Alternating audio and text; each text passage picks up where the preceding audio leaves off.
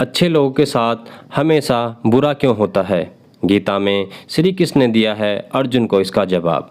आपने महसूस किया होगा कि जो लोग अच्छे कर्म करते हैं वो परेशान रहते हैं, वहीं जो बुरे कर्म करते हैं वो खुशी से रह रहे होते हैं।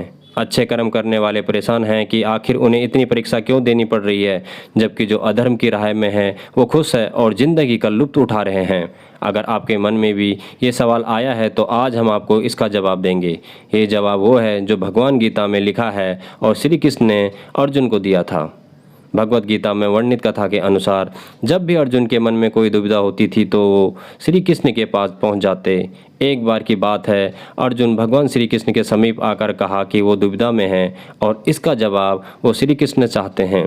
श्री कृष्ण ने पूछा कि क्या सवाल है? अर्जुन ने कहा, मुझे ये जानना है कि अच्छे लोगों के साथ हमेशा बुरा ही क्यों होता है, वहीं बुरे लोग खुशहाल दिखते हैं।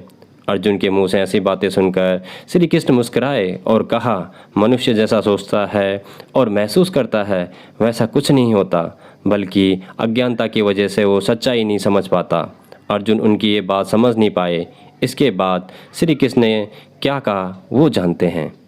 श्री कृष्ण ने अर्जुन से कहा, पार्थ, मैं तुम्हें एक कथा सुनाता हूँ, उसे सुनकर तुम समझ जाओगे कि हर प्राणी को उसके कर्म के हिसाब से ही फल मिलता है।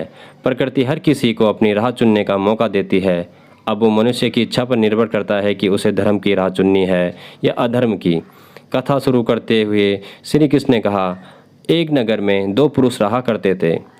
एक पुरुष व्यापारी था जिसके जीवन में धर्म की बहुत महत्ता थी। वो पूजा पाठ में यकीन रखता था।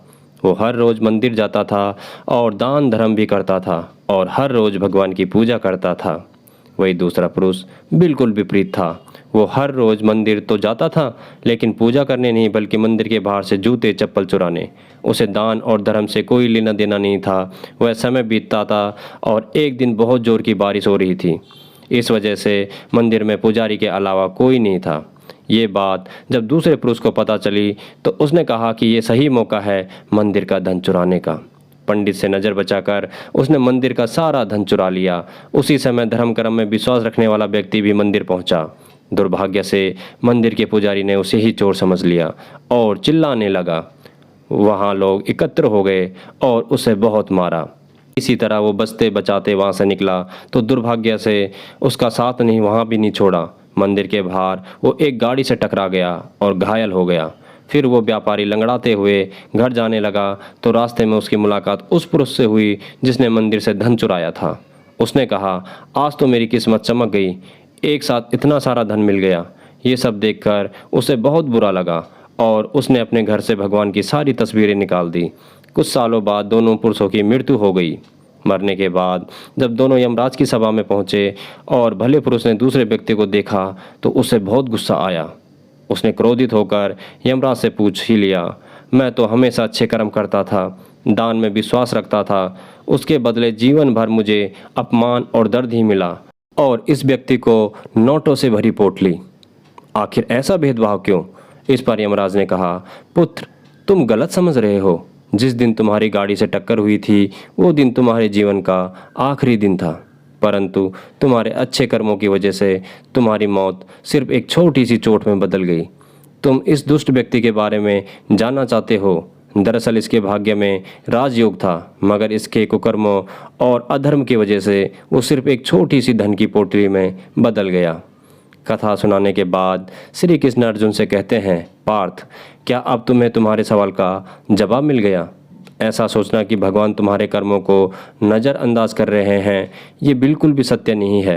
भगवान हमें कब क्या किस रूप में दे रहा है मनुष्य को समझ में नहीं आता है, मगर आप अच्छे कर्म करते रहें तो भगवान की कृपा हमेशा बनी रहती है। इसलिए अपने अच्छे कर्मों को बदलना नहीं चाहिए, क्योंकि उसका फल हमें इसी जीवन में मिलता है। इसलिए मनुष्य का फर्ज है कि वो हमेशा अच्छे कर्म करते रहे, क्योंकि श्री कृष्ण ने गीता में भी बताया है कि किसी के द्वारा किया गया कर्म बेकार नहीं जाता है, चाहे वो अच्छा हो या बुरा। दोस्तों, उम्मीद करता हूँ कि आपको ये कहानी पसंद आई होगी। अगर ये कहानी आपको अच्छी लगी हो तो वीडियो को लाइक शेयर करना बिल्कुल भी मत भूलिएगा, और अभी तक अगर आपने हमारे इस चैनल को सब्सक्राइब नहीं किया तो सब्सक्राइब करके बेल आइकन को दबाना भी बिल्कुल मत भूलिएगा। जय श्री हरि।